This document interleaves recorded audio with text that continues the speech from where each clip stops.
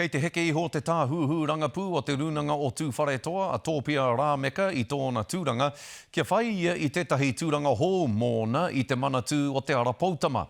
Ko te tūranga e kōrero hia nei, ko te tāhuhu rangapū Māori tuatahi o te Arapautama. Ana, ko Rāmeka te kai hāpai tuatahi i taua tūranga hou.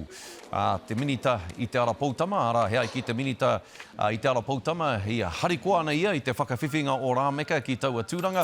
I nā koa he wāhanga nui tēnei i roto i te kaupapa Hōkai, nuku ara te rautaki, te kaupapa rānei a te kāwanatanga, e heki ihoa i te nui o te Māori kei ro whare here here. Hariko ana hau i whakaingoatia tōpia, he tangata tino paia, he ko ia te he mano tō mātou poari mo te Arapautama.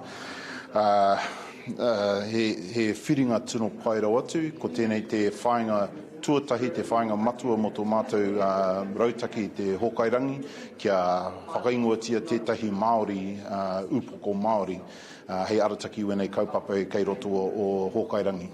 Hōkai nuku Hōkai rangi, Hōkai ki ana matapai ake ka tīmata te uri o tūwharetoa a Rāmeka ki tāna mahi hō a tērā marama e toru tau te roa o tāna kirimana.